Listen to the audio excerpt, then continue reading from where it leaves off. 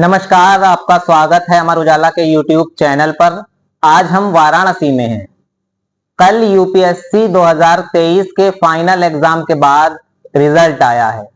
इसमें बनारस के शाश्वत अग्रवाल ने देश में 121वीं और बनारस में अभी तक जितने नाम हमें पता चले हैं उसमें तीसरा स्थान हासिल किया है।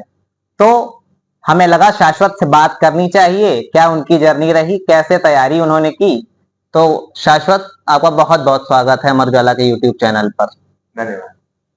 तो वैसे मैं क्वेश्चंस बना के लाया हूं और उनसे पूछा भी जाएगा, लेकिन सबसे पहला प्रश्न ये होगा, जब आपने ये सूचना मिली कि आपने यूपीएससी फोड़ दिया है, उस वक्त आप कहाँ थे, क्या कर रहे थे? सर, जब मुझे यह मालूम पड़ा कि यूपीएससी का रिजल्ट आया है, तो मैं उस वक्त अपने ऑफिस में था जहाँ पे मैं काम करता हूँ। मैं अभी एक प्राइवेट सेक्टर कंपनी में as a project analyst job कर रहा था। कहाँ पे?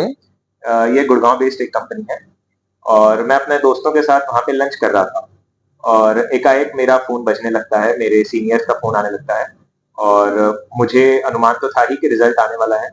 और जैसे ही मैं फोन उठाता हूँ तभी आवाज में मुझे पता चलता है कि मेरी ये रैंक आई है और मैं घबरा के तुरंत रिजल्ट का पीडीएफ चेक करता हूँ, अपना रोल नंबर डालता हूँ तो मैं पाता हूँ कि उसमें मेरा 121वां स्थान था। तो काफी अलग फीलिंग होती है ये ऑल टुगेदर। बहुत अच्छा तो लगता ही है, लेकिन कहीं ना कहीं आपको बहुत शौक भी लगता है, क्योंकि जिस चीज के लिए आप इतने साल से लगे रहते हो, आप दिन और रात कड़ी मेहनत कर रहे होते हो, जब वो पूरा होता है तो कहीं ना कहीं अंदर मन से आप विश्वास भी नहीं कर पाते हो कि आज वह चीज पूरी हो गई जिसके लिए आपने इतने समय से सपना देखा था। इसमें मैं ये पूछना चाहूंगा, कल हम लोगों को जब पता चला कि रिजल्ट आया, पीडीएफ हमारे सामने आया, तो हम लोगों ने चेक किया कि मतलब कैसे चेक करते हैं, तो उसमें पोर्टल पे जाके सिर्फ पीडीएफ दिखा रहा था। तो ये पूरा क्या 1016 बच्चों में अपना नाम चेक करने वाला प्रोसेस होता है क्या, कि एक एक रोल नंबर मिलाओ कि मेरा है कि नहीं? जी नहीं, ये काफी आसान प्रोसेस होता है। कोई भी पीडीएफ की फाइल होगी उसमें ऊपर सर्च बटन आता है। अच्छा। तो उस सर्च बटन में आप अपना रोल नंबर या अपना नाम टाइप करेंगे तो वो पूरे पीडीएफ में एक बार में सर्च कर देगा कि आपका वो रोल नंबर है कि नहीं। अच्छा। अगर आपका रोल नंबर होगा तो वो तुरंत वो पेज पे पहुंचा देगा जहां पे वो रोल नंबर मेंशन है, और अगर आपका रोल नंबर नहीं होगा तो वो लिख के आ जाएगा नो मैचेस फाउंड। तो अच्छा, इस तरह से आप सर्च करते हैं कि किसी पीडीएफ में आपका नाम है कि नहीं। तो फिर तो फोन धड़ाधड़ आने शुरू हो गए होंगे। बिल्कुल। सबसे पहले मैंने अपने माता और पिता को बताया कि मेरा यह चयन हुआ है। उनको कैसे बताया था, मतलब अब जैसे आप बनारस के हैं तो बनारसी भाषा में बात की थी या नॉर्मल भाषा में? नहीं, बिल्कुल बनारसी भाषा में ही बात तो की थी। मतलब बोल के वैसे बताइएगा, कैसे आपने उन्हें सूचना दी थी? मतलब काफी ओवरवेलमिंग मोमेंट था मेरे लिए। और मैं ऑफिस में था, मैंने उन्हें कॉल किया, मैंने अपने पापा को फोन किया, मैंने उन्हें बताया कि पापा 121वीं रैंक आई है। सेम हिंदी में? जी। और इसी भाषा में मैं रोजाना भी हमारे परिवार में हम वार्तालाप करते हैं। और पापा ने फिर बाकी परिवारजनों को बताया। मम्मी का फोन आया, मेरे दादी बाबा का, मेरे बाकी घर के सदस्यों का मुझे कॉल आया। फिर मैं वहां से ऑफिस से जैसे ही अपने घर गया, मैं उन्होंने कहा कि आप बनारस आ जाइए, तो मैं रातों रात गुड़गांव से ही मैं फिर बनारस आ गया। तुरंत फ्लाइट से या ट्रेन से? क्योंकि उस वक्त ट्रेन की कोई टिकट अवेलेबल नहीं थी, तो फ्लाइट ही एक ऑप्शन था। तो फिर मैं फ्लाइट ही पकड़ के मैं तुरंत बनारस आ गया। कुछ आइडिया लगाया कितने फोन आ चुके हैं कल से लेकर आज तक? सर, ऐसा तो कोई अनुमान मैंने नहीं लगाया है, लेकिन कई लोगों के मैसेज आए हैं और बहुत सारे दोस्तों के और परिवारजनों के और मेरे टीचर्स के, मेरे मेंटोर्स के फोन भी आए हैं। मैं कोशिश कर रहा हूँ कि सबको रीच बैक धीरे धीरे कर पाऊँ, लेकिन ये उनका प्यार है और उनका मेरे प्रति विश्वास है कि इस घड़ी में भी वो मुझे हमेशा आशीर्वाद देते रहे और आज के दिन वो मुझे याद कर रहे हैं। कब पहली बार ख्याल आया कि यूपीएससी देना चाहिए? यूपीएससी में मतलब जाने का विचार कब बना?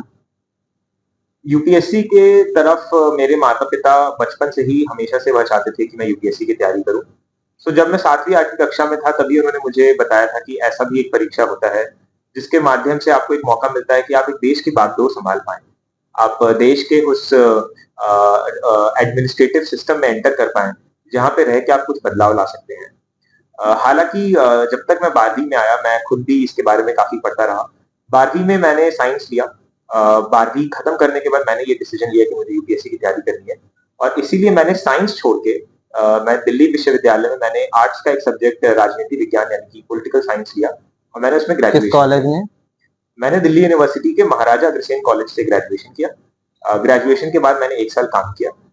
मैंने एक फेलोशिप की, लैंड फेलोशिप जिसको कहते हैं, पीआरएस लेजिस्लेटिव रिसर्च में, जिसमें एक सांसद के साथ मुझे 1 साल पार्लियामेंट ऑफ इंडिया में काम करने का मौका मिला। उसके बाद मैं पार्लियामेंट ऑफ इंडिया में क्या काम होता था? So basically parliament of India में मुझे काम था, जो सांसद के साथ मैं काम कर रहा था उनको पूरे तरह से लेजिस्लेटिव रिसर्च आउटपुट प्रोवाइड करने का, यानी कि उनकी स्पीच ड्राफ्ट करना, उनके लिए क्वेश्चंस ड्राफ्ट करना, उनके प्राइवेट मेंबर बिल्स लिखना, ये सारे मेरे काम होते थे। साथ ही साथ हमारा काम ये भी होता था कि जिस कॉन्स्टिट्यूएंसी को वो रिप्रेजेंट करते हैं वहां पे हम अगर उनके कोई प्रोजेक्ट्स चल रहे हैं तो उनका थोड़ा मॉनिटरिंग और असेसमेंट का काम करें। किस ये कॉन्स्टिट्यूएंसी में वो थे? जिनके साथ मैं काम कर रहा था वो मेरठ हापुड़ से सांसद थे, श्री राजेंद्र अग्रवाल, और उनसे भी मुझे काफी कुछ सीखने को मिला। इसके साथ ही साथ उसके बाद मैंने मास्टर्स किया डेवलपमेंट स्टडीज में जवाहरलाल नेहरू विश्वविद्यालय से। साथ ही साथ मैंने अपनी तैयारी भी यूपीएससी की शुरू कर दी और तीसरे अटेम्प्ट में मेरा मास्टर्स खत्म करने के बाद मेरा यूपीएससी में सिलेक्शन हुआ। तीसरा अटेम्प्ट तो अभी दिया जी इससे पहले 2 अटेम्प्ट दिए। जी। पहला मतलब उसका क्या एक्सपीरियंस रहा? पहले अटेम्प्ट में कैसा रिजल्ट रहा और सेकंड में कैसा रहा, उसके बारे में बताइए। पहला अटेम्प्ट सर मैंने 2021 में दिया, जो कि मेरा सबसे मैं कहूंगा कि कमजोर अटेम्प्ट था। मेरी तैयारी उस वक्त अप टू द मार्क नहीं थी, लेकिन मैंने प्रीलिम्स दिया, मेरा प्रीलिम्स नहीं क्लियर हो पाया। उसके बाद जो भी मुझे उससे सीख मिली उसको अपनी तैयारी में जोड़ने के बाद मैंने दूसरा अटेम्प्ट 2022 में दिया, जिसमें मेरा प्रीलिम्स क्लियर हुआ, लेकिन मेंस 4 नंबर से रुक गया। और तीसरा अटेम्प्ट जो 2023 में मैंने दिया, इसमें मेरा प्रीलिम्स और मेंस दोनों क्लियर हुआ और अब मेरी 121वीं रैंक आई है। तो जैसे आप कंटिन्यू अटेम्प्ट देते जा रहे हो, मतलब लोगों का मनोबल टूटता है, वो लोग कई बार रेस्ट भी लेते हैं कि यार इस साल छोड़ देते हैं, नेक्स्ट टाइम करेंगे। आपका जाहिर सी बात है जब अटेम्प्ट नहीं निकला होगा तो मनोबल तो टूटा ही होगा, लेकिन आप उससे कैसे उभरे और कैसे अगले साल नेक्स्ट आपने दिया, इस प्रक्रिया के बारे में थोड़ा सा बताइएगा, ताकि जो मतलब हमारे दर्शक देख रहे हैं बहुत सारे, क्योंकि 10 लाख लोग बैठते हैं उनमें से 1000 लोग ही पहुंच पाते हैं, तो कैसे उस चीज को टैकल करें, अपनी निराशा को पीछे छोड़ें। ये आपने एक बेहद महत्वपूर्ण सवाल उठाया है। मेरे साथ भी यह चीजें बिल्कुल होती थी। दूसरा अटेम्प्ट ना होने के बाद मैं खुद कंफ्यूज था कि मैं दोबारा तैयारी करूं या ना करूं, क्योंकि कहीं ना कहीं उम्र का भी एक प्रेशर आने लगता है और जॉब इनसिक्योरिटीज भी मेरे साथ पर्सनली काफी हद तक रहती थी। उस समय आप जॉब कर रहे थे जी, ये छोड़ मैं कर? मास्टर्स कर रहा था, मास्टर्स के फाइनल ईयर में था। अच्छा। और फाइनल ईयर खत्म होते ही मेरा प्रीलिम्स आया, मैंने प्रीलिम्स दिया। प्रीलिम्स खत्म होने के बाद मैंने मेंस दिया, तब तक मेरा मास्टर्स कंप्लीट हो चुका था। और मेंस के बाद मैंने डिसाइड किया कि अब अगर मैं तैयारी करूंगा, क्योंकि मेरा तैयारी का भी एक बेस बन चुका था, मैंने ये डिसाइड किया कि अब अगर मैं तैयारी करूंगा तो वो मैं जॉब के साथ करूंगा। क्योंकि मेरा ऐसा मानना था कि पहला मैं 3 साल का प्लान करके आया था कि मैं 3 अटेम्प्ट फुल फ्लेजेड दूंगा, और दूसरा मेरा ये भी मानना था कि हमेशा आपके पास, और ये मेरा पर्सनल सुझाव है, हर एस्पिरेंट्स का अपना इसमें मत हो सकता है। मेरा ऐसा मानना था कि आप यूपीएससी को भले ही अपना पहला प्रायोरिटी रखें, लेकिन हमेशा अपनी सेकंड और थर्ड बैकअप प्लान भी रेडी रखें। इससे होता यह है कि अगर किसी वजह से आपका यूपीएससी में नहीं हो पाता है तो आपके पास एक कंधा रहता है अपने करियर को बनाए रखने का, जो कि मुझे जॉब के माध्यम से मिला। कहीं ना कहीं मेंस के बाद जॉब करने से मेरा मानसिक संतुलन भी काफी बना रहा। इंटरव्यू में भी मैं एक अलग कॉन्फिडेंस से गया और मैंने ये भी डिसाइड किया था कि मैं जॉब के साथ ही प्रीलिम्स भी इस साल दूंगा अगर मेरी रैंक नहीं आती है तो। तो मेरा ऐसा मानना है कि कैंडिडेट्स जो अटेम्प्ट बाय अटेम्प्ट अपनी तैयारी कर रहे हैं वो एक प्लान्ड पॉलिसी के साथ है, एक प्लान्ड वे में आए कि उन्हें कितना साल यूपीएससी को डेडिकेट करना है, और उससे ज्यादा साल अगर एक्सीड होते हैं तो क्या वो जॉब के साथ करेंगे या वो मास्टर्स के साथ करेंगे या किसी बिजनेस के साथ करेंगे। एक प्लान उनके पास इसके रिगार्डिंग होना चाहिए।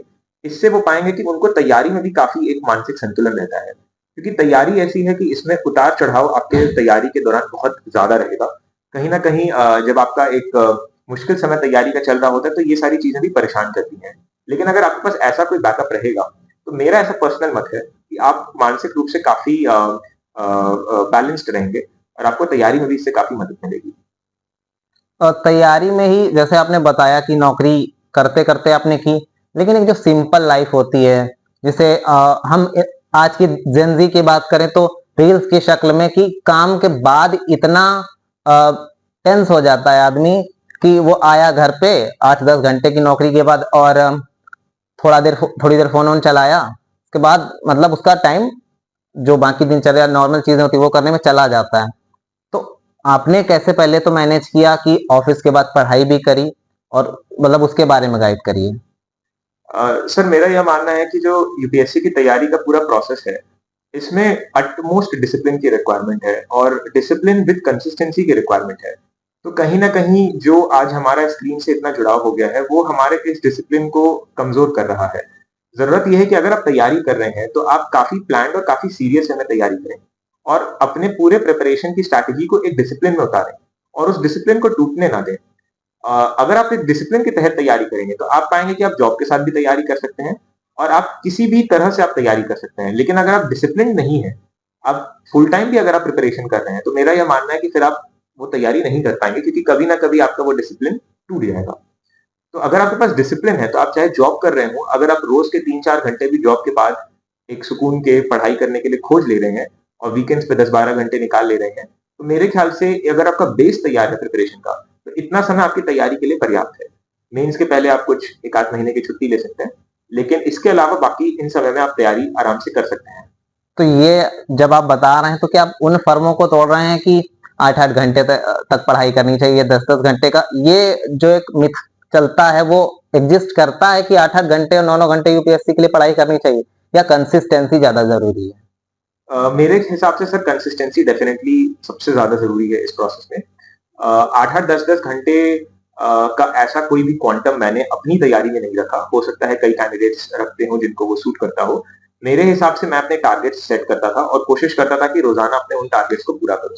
साथ ही साथ मेरा एक डिसिप्लिन टाइम टेबल होता था कि मैं सुबह 6 बजे उठ रहा हूँ, 6 से 7 मैं एक्सरसाइज कर रहा हूँ, 7 से 10 मैं फर्स्ट अपना 3 घंटे का पढ़ाई कर रहा हूँ, 1 घंटे का ब्रेक लिया, फिर 3 घंटे पढ़ा, फिर 1 घंटे का ब्रेक लिया, फिर 3 घंटे पढ़ा। ऐसे करके मेरे लगभग कॉपी में 12-13 घंटे के क्लॉक इन टाइम होते थे, जिसमें से मुझे लगता है कि 8-9 घंटे की प्रोडक्टिविटी निकलती होगी। लेकिन मैंने कभी ऐसा गिना नहीं कि मैं 8 ही घंटे पढ़ूँ या मैं 10 घंटे ही पढ़ूँ। मेंस के पहले मुझे 12 से 15 घंटे भी पढ़ने पड़ सकते होते थे और कई बार ऐसे भी होते हैं कि 3-4 घंटे ही आप पढ़ पाते हो। तो वो उससे ज़्यादा ज़रूरी ये है कि आप रोज़ाना कुछ ना कुछ पढ़ो और एक डिसिप्लिन और एक प्लान्ड वे में पढ़ पाओ। ये मेरे ख्याल से यूपीएससी की तैयारी का बहुत ज़रूरी मूल मंत्र है। और जब आप ये बता रहे हैं कि मैं एक्सरसाइज भी करता था, फिर पढ़ता था, फिर अदर चीजें करता था, तो क्या जैसे आप यूथ हो तो क्या इन घंटों में फिल्में देखना भी होता था, या कोई अदर गेम खेलना भी होता था, क्या वो आपकी दिनचर्या में शामिल था या आपको उनसे चीजों से जुड़ाव था जो आप बताना चाहें? सर पर्सनली मैं रोज़ाना सुबह उठ के योगा करता था। मेरा क्योंकि योग और कोई भी तरह की स्पोर्ट्स एक्टिविटीज़ हैं, वो ना सिर्फ़ आपको शारीरिक रूप से बल्कि मानसिक रूप से भी आपको काफ़ी मजबूत रखती है। लेकिन जैसे मूवीज़ का या सॉन्ग्स का आपने बात किया, मैं इनसे पर्सनली नहीं जुड़ा रहता था क्योंकि मुझे काफ़ी ज़्यादा दिलचस्पी इनमें नहीं थी।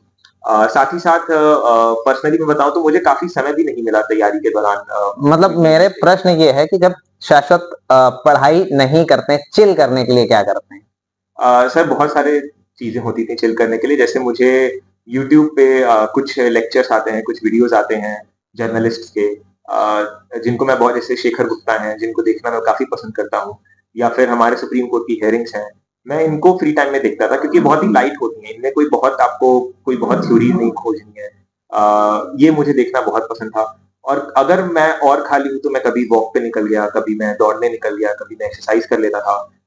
कभी दोस्तों से बात कर लिया, कभी घर वालों से बात कर लिया। आईपीएल आईपीएल से कोई लगाव नहीं है? मुझे पर्सनली बहुत ज़्यादा स्पोर्ट्स या आईपीएल से लगाव नहीं रहता था। अच्छा, जी। तो आप मतलब काफी पढ़ाकू टाइप वाले बच्चे थे। पढ़ाकू तो मैं नहीं कहूँगा लेकिन मैं ये कहूँगा कि जैसे मूवीज़, स्पोर्ट्स मुझे पर्सनली बहुत जुड़ाव बचपन से नहीं तो था। स्कूल टाइम से ही ऐसे थे? जी। स्कूलिंग कहाँ से हुई आपकी?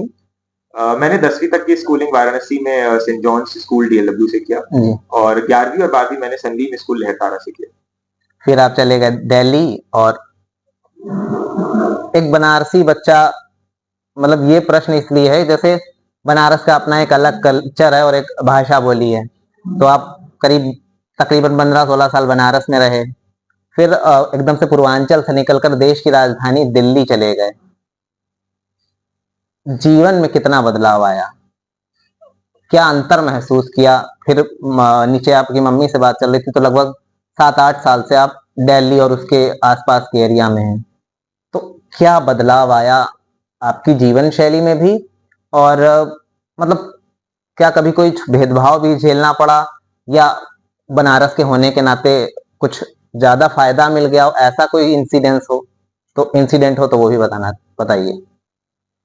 मैं पिछले लगभग 8 साल से दिल्ली में रह रहा हूँ। दिल्ली में मैं 2016 में गया और जैसा कि आपने बताया लगभग मैंने 17-18 साल मैं बनारस में रहा, फिर उसके बाद से मैं दिल्ली में रह रहा हूँ।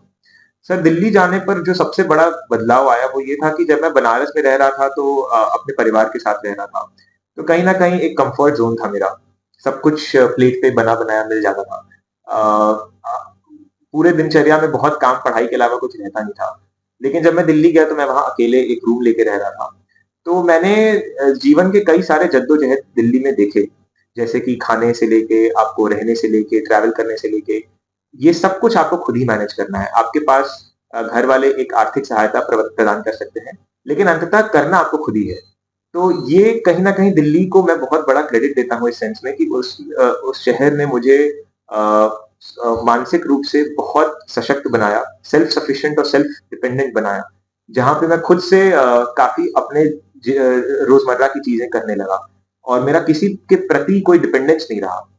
साथ ही साथ दिल्ली में मुझे सीखने को बहुत चीज़ मिला। मैं जिस कॉलेज में था, वहाँ पे मुझे अपने सामाजिक, आर्थिक, राजनैतिक विषयों के बारे में काफ़ी गहरी समझ हुई। जब मैं जेएनयू में था तो मुझे और देशों के बारे में काफ़ी जानने को मिला। जब मैं संसद में काम कर रहा था तो मुझे हमारे देश के जो राजनैतिक और जो पॉलिसीज़ बन रहे हैं, उनके बारे में काफ़ी समझने को मिला। तो इस मामले में मुझे जो मेरा लर्निंग कर्व था, वो उस शहर में काफ़ी ज़्यादा था। ये मैं आपको इसमें इसी प्रश्न को हम बाद में कंटिन्यू थोड़ा सा करना चाहेंगे, लेकिन बीच में दो जिक्र आए, एक जेएनयू का और एक आपकी फेलोशिप का।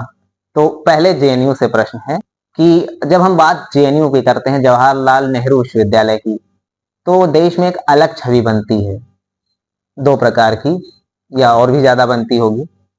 लेकिन शाश्वत, जिन्होंने 2 साल वहां पे एमए किया है, उनकी नजर में जेएनयू क्या है? सर ये थोड़ा सा खुला प्रश्न है, मतलब जैसे जो वहां पढ़ रहे हैं और जो वहां जाना चाहते हैं, उनको केंद्रित करके आप बताइएगा। सर जवाहरलाल नेहरू विश्वविद्यालय ने मेरी तैयारी और मेरे पर्सनालिटी डेवलपमेंट में बहुत बड़ा रोल प्ले किया है। जवाहरलाल नेहरू विश्वविद्यालय में मैं लगभग 1.5 से 2 साल मैंने पढ़ाई की और सबसे बड़ी चीज़ जो जेएनयू में है, वहाँ पे एक बहुत ही इंटरडिसिप्लिनरी अप्रोच के साथ पढ़ाई होती है। अच्छा। जो जेएनयू का एक माहौल समाज में बन गया है, वो एक्चुअली में काफ़ी गलत है और अगर आप जेएनयू खुद विज़िट करेंगे, तो आप पाएँगे कि वहाँ पे रिसर्च, एनालिसिस और एकेडमिक्स को लेके एक बहुत सीरियस एटमॉस्फेयर है। तो जेएनयू में इस मामले में मुझे काफ़ी कुछ सीखने को मिला। एक बहुत ही मल्टीडिसिप्लिनरी अप्रोच के साथ वहाँ पढ़ाई होती है। वहाँ रेगुलर बेसिस पे अलग-अलग स्कॉलर्स आते हैं सेशंस देने के लिए, जिनसे आपको सामाजिक और आर्थिक विषयों की बहुत गहरी समझ उत्पन्न हो सकती है। तो इस मामले में मेरा जेएनयू को लेके बहुत एक पॉजिटिव अप्रोच है और बहुत एक पॉजिटिव माइंडसेट है। साथ ही साथ सर जेएनयू एक ऐसी संस्थान है जहाँ पे हर मत के लोगों को एक जगह मिलती है, जहाँ पे आप अपनी बात को रख सकते हैं, जहाँ पे स्टूडेंट्स के ऊपर रिस्ट्रिक्शंस बहुत कम है और स्टूडेंट्स और टीचर्स के बीच का भी जो रिलेशन है वो एक बहुत इनफॉर्मल रिलेशनशिप है, जिसमें पढ़ाई और जिसमें एकेडमिक्स का डेवलपमेंट बहुत पॉसिबल है। इस मामले में मैं बहुत लकी हूँ कि मैं जेएनयू जैसी संस्था में अपना मास्टर्स कर पाया। वहां की लाइब्रेरी में कहा जाता है कि धौलपुर सेक्शन है, आपको उसका हिस्सा बनने का मौका मिला कि नहीं मिला? सर तो क्या है पहले वो बता दीजिएगा दर्शकों को। जी सर जेएनयू की जो लाइब्रेरी है उसको ही प्यार से धौलपुर हाउस भी कहते हैं, क्योंकि वहाँ पे यूपीएससी की तैयारी करने के कई सारे धौलपुर हाउस क्यों कहते हैं उसको?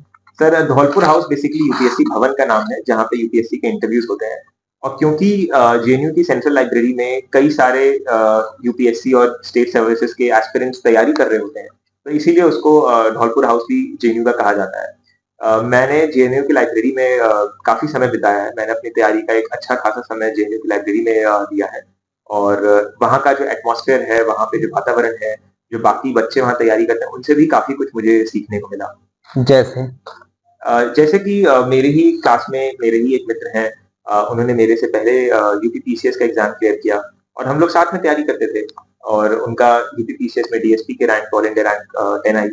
तो हम लोग साथ में हम लोग एक छत के नीचे आ पाए क्योंकि कहीं ना कहीं हम सेंट्रल लाइब्रेरी में साथ में हमें पढ़ने का मौका मिला।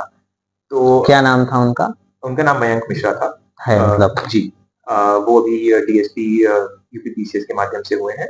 साथ ही साथ तो अगर मयंक मिश्रा जी ये वीडियो देखेंगे तो उनकी सिखाई कोई एक बात पॉइंट्स में, क्योंकि जब हम ये वीडियो रिकॉर्ड कर रहे हैं तो हम दर्शकों को बड़े बड़े शब्द नहीं गिनाना चाहते हैं, साहस, प्रतिबद्धता, शौर्य, कंसिस्टेंसी।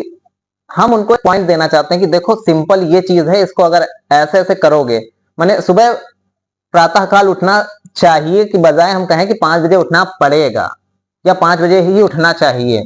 तो ऐसे कुछ पॉइंट्स पहले तो मयंक मिश्रा जी के लिए आप बताना चाहें जो उन्होंने सिखाए हो, और इस पे अगर हम बात करें तो हमें लगता है कि दर्शकों को हम बेहतर इस बातचीत के माध्यम से बेहतर कंटेंट दे पाएंगे। जी। जो मेरे मित्र हैं मयंक, वो अक्सर मुझसे कहा करते थे कि जो अपने को तैयारी करनी है बहुत ही सिंपल करनी है। जो कीवर्ड्स हैं, जो प्रीवियस ईयर क्वेश्चंस आए हैं, उनका सिंपल आंसर तैयार कर लेना है और उसी से नोट्स बना लेना है और एग्जाम में वही जाके लिख देना है। तो ये सुनने में जितना आसान लग रहा है, इसको इम्प्लीमेंट करना उतना आसान नहीं है, लेकिन उन्होंने इसी माध्यम से निकाला यूपीपीसीएस का एग्जाम। कहीं ना कहीं मेरा भी यही स्ट्रैटेजी रहा कि जितना आसान तरीके से आप नोट्स बनाए और प्रीवियस ईयर के क्वेश्चन पे फोकस करें, प्रीवियस ईयर क्वेश्चंस को ही एज ए टेम्पलेट लें, उसी की तैयारी कर लें, उसी के आंसर्स बनाएं और उसको अपने नोट्स में लिंक कर दें और फिर उसके बाद उसको आप जोड़ करके अपने आंसर्स को यूपीएससी एग्जाम में लिखें। तो यही मैंने भी किया, जो मुझे उनसे सीख मिली। बिल्कुल। और क्या तैयारी के बुलेट पॉइंट्स होने चाहिए? मतलब आपकी लाइफ के एक्सपीरियंस से आप बताना चाहें।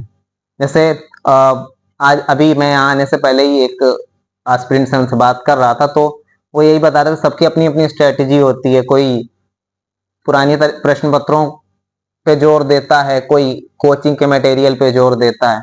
तो एक बात तो आपने अपनी लाइफ में बताई कि मैंने पुराने प्रश्न पत्रों को अपने फ्रेंड की गाइडेंस पे फॉलो करते हुए सीखा। और क्या बुलेट पॉइंट्स होने चाहिए तैयारी करने के लिए? सर, तैयारी करने के लिए कुछ कोर एलिमेंट्स हैं जिनका आपको ध्यान रखना बहुत जरूरी है। स्पेशली मैं यूपीएससी एग्जाम के संदर्भ में बताऊंगा। सबसे पहला है जो आपका सिलेबस है। उसमें मेंस एग्जाम का सिलेबस यूपीएससी ने बहुत ही कैटेगोरिकली डिफाइन किया है। हर सब्जेक्ट में बहुत सारे कीवर्ड्स यूपीएससी ने मेंशन किए हैं और मेंस एग्जाम में यूपीएससी कई सारे सवाल वहीं से सीधा उठाता है। दूसरा है आपका प्रीवियस ईयर क्वेश्चन, जिसकी आपने अभी बात की। तीसरा है सर आपके जो उन टॉपिक्स हैं उनसे एसोसिएटेड जो करंट अफेयर्स में चीजें चल रही हैं। जैसे विमेन एक टॉपिक है हमारा सोसाइटी सेक्शन में, तो अगर विमेन रिलेटेड हिजाब का कोई कंट्रोवर्सी हो रहा है या सबरीमाला में कोई इश्यू हो रहा है या सुप्रीम कोर्ट का ट्रिपल तलाक पे कोई वर्डिक्ट आ रहा है, तो ये आपके आंसर्स के लिए काफी लाजमी है, जिनको आप एग्जाम्पल्स के तौर पर या पॉइंट्स के तौर पर लिख सकते हैं। तो तीसरा एस्पेक्ट आता है करंट अफेयर्स, जिसके लिए आप अखबार या मैगजीन्स का यूज करते हैं। सर, चौथा चीज है कि जो कोर सब्जेक्ट्स हैं हमारे, उनसे एसोसिएटेड कुछ बेसिक बुक्स हैं, जैसे एनसीईआरटी की किताबें हो गई, पॉलिटी के लिए लक्ष्मीकांत हो गई, हिस्ट्री मॉडर्न इंडिया के लिए स्पेक्ट्रम की किताब हो गई, ज्योग्राफी के लिए मैंने एनसीईआरटी की किताब का इस्तेमाल किया, इकोनॉमी के लिए मृणाल सर हैं उनकी किताब हो गई, आर्ट एंड कल्चर के लिए नितिन सांगवान सर हैं, इनकी किताब हो गई। तो ये जो कुछ किताबें हैं, मैंने इनका काफी गूढ़ अध्ययन किया, मैंने इनसे नोट्स बनाए, अपने नोट्स खुद से रेडी किए, इनमें मेंस का कंटेंट ऐड करके इनको एनरिच किया और मैंने हर सब्जेक्ट में, हर टॉपिक पे मैंने कुछ कीवर्ड्स ऐसे बनाए जो मैं चाहता था कि मेरे आंसर्स में आए ही आए। जैसे हाँ, जैसे कि अगर साइबर क्राइम पे कोई क्वेश्चन आ रहा है तो उसमें गुलशन राय कमेटी करके एक है, मैं कोशिश करता था कि उनके कीवर्ड्स आए। उसी तरह अगर आपके ई कॉमर्स रिलेटेड कोई इश्यूज आ रहे हैं, तो अगर आप ई कॉमर्स की जो गवर्नमेंट की पॉलिसी है, आप उनके कुछ पॉइंट्स मेंशन कर पाए। और इसी तरह से कई सारी कमेटी है, जैसे इंटरनल सिक्योरिटी में भी कुछ कुछ कमिटीज हैं, नीना हेमचंद्रा कमेटी करके एक है और शिकायतकर कमेटी बॉर्डर सिक्योरिटी पे है। तो जैसे मेरा अटेम्प्ट ये होता था कि अगर कोई क्वेश्चन आ रहा है तो मैं इन कमिटीज का नाम लिखूं, ताकि जो एग्जामिनर है उसको पढ़ के लिखे लगे कि इन्होंने जनरल आंसर नहीं लिखा है, इन्होंने उसकी तैयारी की है, उस पर सोचा है और फिर उसके बाद एक आंसर लिखा है। साथ ही साथ मैं जो पांचवा मेरा पॉइंट रहेगा कि कुछ स्पेशलाइज्ड कंटेंट मेंस एग्जामिनेशन के लिए आज के समय में बहुत जरूरी है। जैसे कि अगर आप कोई पॉइंट्स लिख रहे हैं तो आप उसको कैसे 3 से 4 शब्द में एक स्पेशलाइज्ड वे में लिख सकते हैं, ये बहुत जरूरी है। कीवर्ड्स का इस्तेमाल करके, एग्जाम्पल्स का ज्यादा से ज्यादा यूज करके, डायग्राम्स बना करके, इनकी पहले से तैयारी आपको मेंस की तैयारी के दौरान करनी पड़ेगी। और जो छठवां हिस्सा यूपीएससी की तैयारी में जो कि बहुत ही जरूरी है, वो है आंसर राइटिंग का। आंसर राइटिंग आपको इस प्रकार से करनी है कि 3 घंटे का जो समय आपको एक पेपर के लिए मिल रहा है, उसमें आप 20 के 20 क्वेश्चन अपने जीएस के खत्म कर लें, एसए के दोनों क्वेश्चन खत्म कर लें और यूपीएससी में कोई भी सवाल आपका छूटे ना। मैं बहुत ऑनेस्टली आपको बताऊंगा, मैं मेंस के एग्जाम को लेके बहुत कॉन्फिडेंट नहीं था। लेकिन एक चीज जो मुझे लगती थी कि मैं कोई भी क्वेश्चन छोड़ के नहीं आया हूँ। मैंने अपने सारे क्वेश्चन अटेम्प्ट किए हैं और आज मुझे उसका पॉजिटिव रिजल्ट दिख रहा है। लास्ट ईयर मैंने 25 मार्क्स के क्वेश्चन जीएस1 में छोड़े थे। तो यूपीएससी में कोई भी क्वेश्चन आज के समय में मेरे ख्याल से नहीं छोड़ना चाहिए। अगर कोई क्वेश्चन नहीं भी आ रहा है, आप उसमें आधा पेज, एक पेज, जो भी आपकी समझ डेवलप हो पा रही है उस समय में आप अगर लिख दें, तो 2-3 नंबर में काफी गैप क्रिएट हो जाता है आपके और जो भी आपके कंटेंडर्स हैं उनके में। तो ये 5-6 एलिमेंट्स हैं जिनका आपको तैयारी के दौरान ध्यान रखने की काफी जरूरत है। मतलब वही कि छोड़ के आने से अच्छा कुछ कुछ पॉइंट्स जी, लिखते जाएं। जी, आपका मोड तो इंग्लिश रहा होगा। जी। इसके बाद इसकी बात हो गई, प्री मेंस की बात हो गई, इंटरव्यू की बात आती है। और इससे पहले भी पहली बात तो किसका बोर्ड था और क्या उसमें और पीछे दो में भी सबसे टफ क्वेश्चन कौन सा रहा और सबसे इजी क्वेश्चन कौन सा जो आपको ध्यान में हो? और क्या बनारस या काशी से रिलेटेड कुछ प्रश्न आपसे पूछा गया था? ये बताइए आप। जी। सर, जो इंटरव्यू था, यूपीएससी में इंटरव्यू के बजाय हम इसे पर्सनालिटी टेस्ट कहते हैं, जिसमें हम एक कैंडिडेट की पर्सनालिटी को आंकते हैं। मेरा लेफ्टिनेंट जनरल राज शुक्ला जी का बोर्ड था। जो सबसे कठिन क्वेश्चन मेरा इंटरव्यू में था, मेरे हिसाब से उन्होंने एक मेंबर ने मुझसे यह पूछा था कि जैसे मैंने अपने इंटरव्यू बोर्ड के आगे एक डिटेल्ड एप्लीकेशन फॉर्म जाता है जिसमें आपकी डिटेल्स मेंशन होती हैं। उसमें मैंने सस्टेनेबल डेवलपमेंट गोल्स का नाम लिखा था। उन्होंने मुझसे पूछा कि कौन से ऐसे 2 विषय हैं जिनमें सस्टेनेबल डेवलपमेंट गोल्स आपस में विरोधाभासी हैं, आपस में कॉन्फ्लिक्चुअल हैं। तो ये कठिन क्वेश्चन नहीं था, लेकिन ये एक ऐसा क्वेश्चन था जिसने मुझे काफी सोच में डाल दिया। मैं अगर इसको थोड़ा सा सरल भाषा में ले जाएं, बिल्कुल अगर किसी गांव के व्यक्ति को बताना हो तो इस प्रश्न को कैसे बताएंगे? जी। सो बेसिकली संयुक्त राष्ट्र जो यूनाइटेड नेशंस है उसके 17 सस्टेनेबल डेवलपमेंट गोल्स हैं। ये गोल्स 2015 में तय हुए थे कि हमें इन्हें 2030 तक विश्व भर में अचीव करना है। इसमें कुछ ऐसे गोल्स हैं जैसे गरीबी उन्मूलन, शिक्षा का promotion, health care, women empowerment, drinking water, sanitation, आपका climate change, climate control, industry, innovation, infrastructure. ये सारे कुछ गोल्स हैं जो कि संयुक्त राष्ट्र यानी यूनाइटेड नेशंस ने तय किया कि हमें 2030 तक अचीव करने हैं। अब मैंने कुछ पहले से इन पे काम किया था, तो जो मेंबर थे उन्होंने मुझसे पूछा कि आप कोई 2 विषय ऐसे बताइए, जिनमें से इन 17 गोल्स में से 2 विषय ऐसे बताइए जो कि आपस में कॉन्फ्लिक्चुअल है। यानी कि कोई एक गोल दूसरे गोल से आपस में ही कॉन्फ्लिक्चुअल है। हाँ, यानी कि एक टकरा गोल रहा अगर है। पूरा होगा तो दूसरा गोल का नुकसान होगा। तो ये कठिन क्वेश्चन था क्योंकि सारे ही 17 गोल्स काफी आइडियलिस्टिक हैं और काफी एस्पिरेशनल हैं। तो मैंने 30-40 सेकंड का समय लिया और मैंने पहला गोल बताया, गोल नंबर 1 और गोल नंबर 13, जो कि है नो पॉवर्टी यानी कि गरीबी उन्मूलन और क्लाइमेट चेंज। क्योंकि अगर विकासशील देश जैसे भारत अगर अपने सारे रिसोर्सेज क्लाइमेट कंट्रोल में लगाया तो गरीबी उन्मूलन के लिए हमारे पास धन की कमी हो जाएगी। ये आपस में एक कॉन्फ्लिक्चुअल एरिया था। और दूसरा मैंने बताया गोल नंबर 9 जो कि है इंडस्ट्री, इनोवेशन, इंफ्रास्ट्रक्चर, की हमें इंडस्ट्री प्रमोट करनी चाहिए। और गोल नंबर 14 एंड 15 जो कि था life on land and life. क्योंकि अगर आप इंडस्ट्री लगाते हैं, एक्वायर करते हैं, जंगल हैं, तो ये भी आपको कुछ है। तो संतुष्ट। तो सर उन्होंने जो मुझसे सबसे कठिन सवाल मेरे हिसाब से जो पूछा था, जो सबसे एनालिटिकल था, जो कि ऐसे कठिन नहीं था लेकिन जिसने मुझे काफ़ी सोच में डाल दिया, वो ये था कि कौन से ऐसे 2 विषय हैं जिनमें सस्टेनेबल डेवलपमेंट गोल्स आपस में कॉन्ट्रडिक्टरी हैं। बेसिकली संयुक्त राष्ट्र के 17 सस्टेनेबल डेवलपमेंट गोल्स हैं जो कि 2015 में संयुक्त राष्ट्र ने पूरे विश्व के लिए निर्धारित किए थे कि इन्हें 2030 तक अचीव करना है। जैसे गोल 1 है गरीबी उन्मूलन का, गोल 2, गोल 3 एजुकेशन, हेल्थ, विमेन एम्पावरमेंट, इनसे एसोसिएटेड है। उनका सवाल ये था कि कौन से ऐसे 2 एरियाज हैं जहाँ पे कोई 2 गोल्स आपस में ही विरोधाभासी हैं। तो ये मेरे हिसाब से ये काफ़ी एनालिटिकल क्वेश्चन था, जिसका मैंने उत्तर दिया कि इकोनॉमी और एनवायरनमेंट यानी कि zero poverty and climate change, ये 2 गोल्स आपस में कॉन्ट्रडिक्टरी हो सकते हैं। इंडस्ट्री, इनोवेशन, इंफ्रास्ट्रक्चर और life on land, life below water आपस में कॉन्ट्रडिक्टरी हो सकते हैं। कैसे एग्जाम्पल से थोड़ा सा समझाइएगा। जैसे फॉर एग्जांपल मान लीजिए कोई देश जो कि विकासशील देश है, अगर वो अपने सारे धन को क्लाइमेट चेंज कंट्रोल के लिए ही निर्धारित कर देता है, तो हो सकता है इकोनॉमिक डेवलपमेंट, एम्पावरमेंट और एम्प्लॉयमेंट जनरेशन के लिए उनके पास उतने धन ना बचे। बैलेंस जरूरी है। तो गरीबी ना हट पाए उस कारणवश। तो इसीलिए भारत भी दुनिया भर में क्लाइमेट इक्विटी की बात एक कर रहा है। ऐसे ही अगर हम इंडस्ट्री लगाते हैं तो उसके लिए लैंड एक्विजिशन करते हैं, अगर हम उसके लिए पेड़ काट रहे हैं तो उसके कारण life on land and life below water दोनों इफेक्ट हो सकते हैं। तो वो आंसर से सेटिस्फाइड थे, बट इस पे उनका फॉलोअप क्वेश्चन था कि अगर आप कहीं पे चीफ सेक्रेटरी होते हैं किसी प्रदेश के तो आप क्या करेंगे। तो जिस पे मेरा ये आंसर था कि वैसे केसेस में हमें किसी भी मेजर प्रोजेक्ट्स के लिए इम्पैक्ट असेसमेंट करना बहुत जरूरी है, ताकि अगर कोई मेजर प्रोजेक्ट चाहे रोड या रेलवे का हम कर रहे हैं तो उसके क्या नेगेटिव एनवायरमेंटल इम्पैक्ट्स पड़ सकते हैं, और कहीं ऐसा तो नहीं कि उससे जो नुकसान हो रहे हैं वो फायदे से भी काफ़ी ज़्यादा हैं, इनको हम मेजर कर पाएँ और फिर डिसीजन ले पाएँ कि क्या हमें ये प्रोजेक्ट्स के साथ आगे बढ़ना है। ये मेरे हिसाब से एक कठिन सवाल था। इसके साथ उन्होंने और भी कुछ कठिन सवाल पूछे, जैसे कि मीजी रिफॉर्म्स पे उन्होंने मुझसे पूछा। यह 1860 में जापान में आया था, मीजी रिफॉर्म्स इसको कहते हैं, जिसमें जो जापानीज मोनार्की थी उस वक्त की, उन्होंने शिक्षा पे बहुत एक बल दिया कि हम बहुत तेजी से वहाँ की जनता को लिटरेट कर पाएं, और इसकी वजह से जापान में इंडस्ट्रियल रेवोल्यूशन बहुत तेजी से आ पाया। उनका सवाल था कि भारत में हम कुछ मीजी रिफॉर्म्स जैसा आज़ादी के तुरंत बाद क्यों नहीं लेके आ पाए। ऐसे ही उन्होंने मुझसे रशिया यूक्रेन के ऊपर सवाल पूछा, इजराइल फिलिस्तीन के ऊपर सवाल पूछा। सबसे कठिन आपको जो शुरुआत में आपने 2 बताए वो लगे कॉन्फ्लिक्ट वाले, जी, सबसे सरल क्या था? सरल में सर उन्होंने कई सरल क्वेश्चन भी पूछे, जैसे उन्होंने मुझसे पूछा कि इकोनॉमिक ग्रोथ और इकोनॉमिक डेवलपमेंट में क्या फर्क होता है, जो कि एक बेसिक इकोनॉमिक्स का कंसेप्चुअल क्वेश्चन है। उन्होंने मुझसे पूछा कि भारत में चाइना के सबसे बड़े स्कॉलर कौन है, जो चेयरपर्सन सर ने मुझसे खुद पूछा।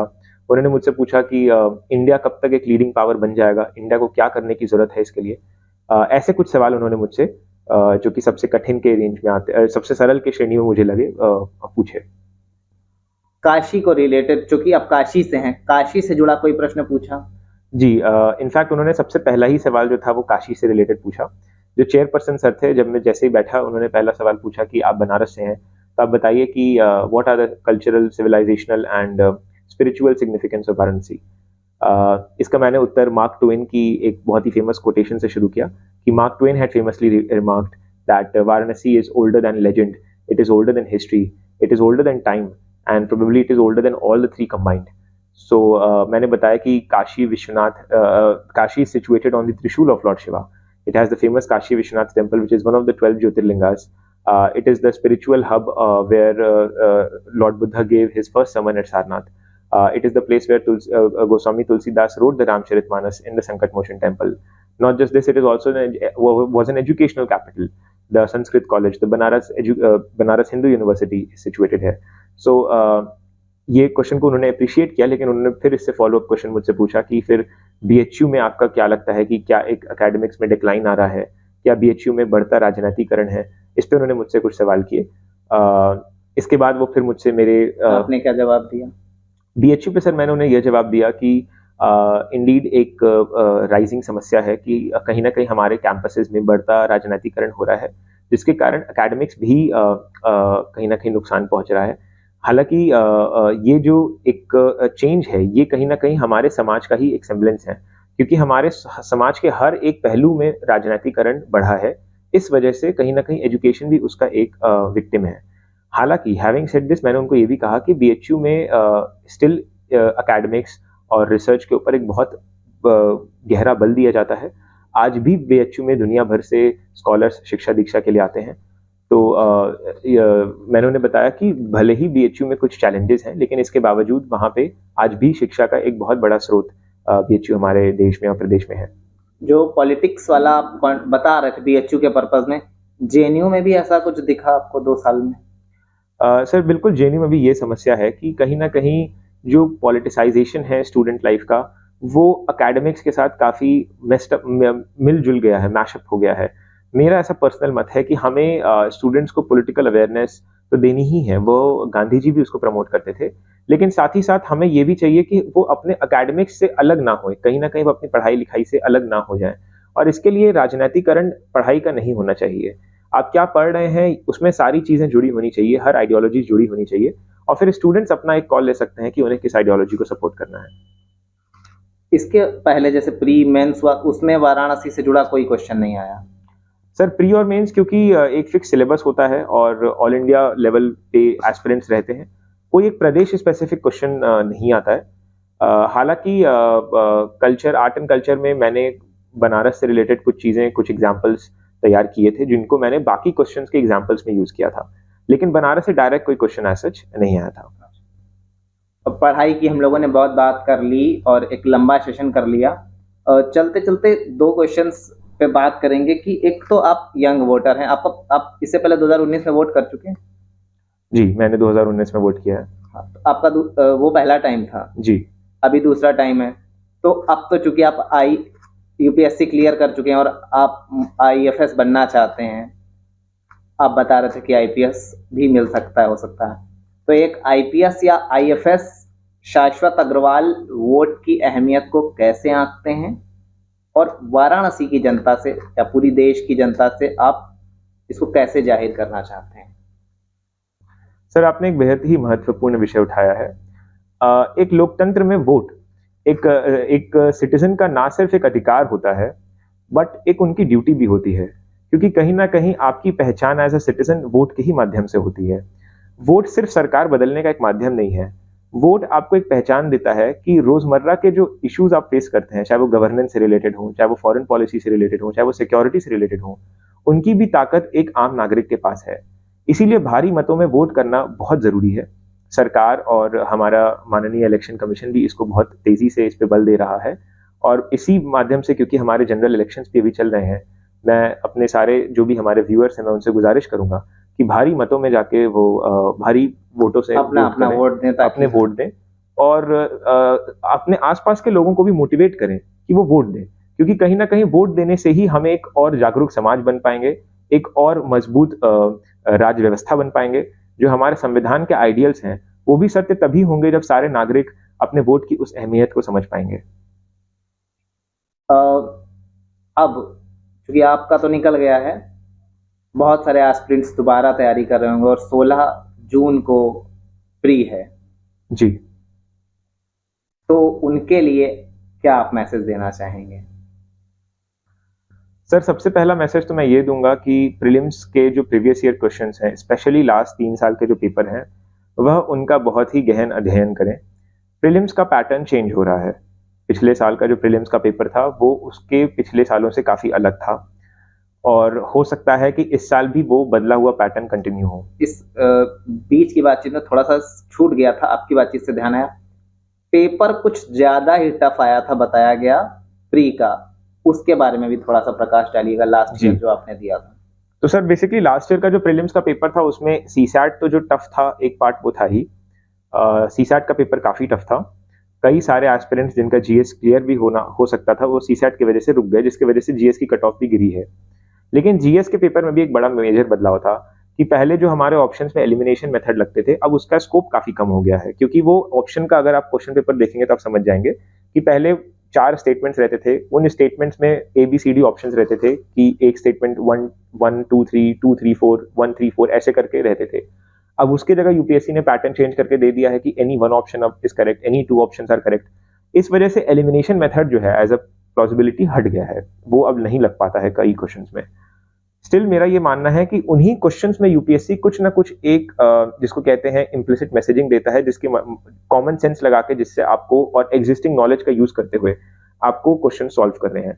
तो मेरा सबसे पहला और सबसे जरूरी सजेशन प्रीलिम्स के लिए ये होगा कि आप पिछले साल के पेपर का बहुत गहन अध्ययन करें। क्वेश्चंस जो हैं वो आपको लग सकते हैं कि आउट ऑफ सिलेबस आ गए हैं या सिलेबस से काफी ज्यादा ही इंटरनली पूछ लिए हैं, लेकिन आप क्वेश्चन को इस पर्सपेक्टिव से ना देखें कि ये कहाँ से आए हैं। आप इस पर्सपेक्टिव से देखें कि क्या क्वेश्चन में ही कोई ऐसा लॉजिक छिपा है जिससे आप उस क्वेश्चन को सॉल्व कर सकते हैं, और अगर नहीं तो क्यों नहीं कर सकते हैं। यूपीएससी चाहता भी नहीं है कि आप सारे क्वेश्चन सॉल्व करके आए, वो कुछ क्वेश्चन ऐसे बनाएंगे ही जो आप नहीं सॉल्व कर पाएंगे, तो आपको उसका भी ध्यान रखना है। तो सबसे पहला चीज जो प्रीलिम्स के लिए 16 जून को करनी है वो ये है कि पिछले साल के पीवाईक्यू को आपको बहुत अच्छे से समझना है, एक बार ये कर लें। तो दूसरा चीज है कि जो बेसिक सब्जेक्ट्स हैं उनकी बहुत कड़ी तैयारी होनी जरूरी है, क्योंकि बेसिक क्वेश्चंस आ सकते हैं। अभी भी पिछले साल के पेपर में फिनेंशियल बिल्स और फाइनेंस बिल्स से रिलेटेड कंफ्यूजन क्रिएट हुआ, वैसे चीजें दोबारा यूपीएससी क्रिएट कर सकता है। तो अब जब तक कि आपका कोर, आपका बेसिक बहुत मजबूत नहीं होगा, तब तक आप उन क्वेश्चंस का आंसर नहीं कर पाएंगे। तो जो सब्जेक्ट्स हैं, बेसिक सब्जेक्ट्स हैं, उनकी बहुत अच्छी तैयारी करें। कुछ सब्जेक्ट्स ऐसे हैं जो कि एस्पिरेंट्स छोड़ के चले जाते हैं, जैसे art and culture, ancient and medieval. अब यूपीएससी इनमें से बहुत सवाल पूछ रहा है, इनकी भी बहुत तैयारी करने की जरूरत है। जैसे मैंने इसके लिए लूसेंट इंडिया का एक बुक यूज किया, जिसने मुझे काफी हेल्प की इस तैयारी में। और चौथे नंबर पे ज्यादा से ज्यादा आप मॉक सॉल्व करें। मॉक्स आपको नॉलेज पर्सपेक्टिव के लिए नहीं सॉल्व करने हैं, मॉक्स आपको सॉल्व करने हैं कि आप 2 घंटे के समय में आप उस पेपर को सॉल्व कर पाएं, आपका माइंडसेट, आप मेंटल मैनेजमेंट कर पाएं कि आप 2 घंटे में 100 क्वेश्चंस लगा पा रहे हैं। तो इससे आप कहीं ना कहीं अपने आप को उस एग्जाम एनवायरनमेंट के लिए तैयार कर पाएंगे। तो ये 3-4 चीजें हैं मेरे हिसाब से जो 16 जून के पहले आपको करनी है। लेकिन जो सबसे जरूरी चीज इसमें है वो है रिवीजन।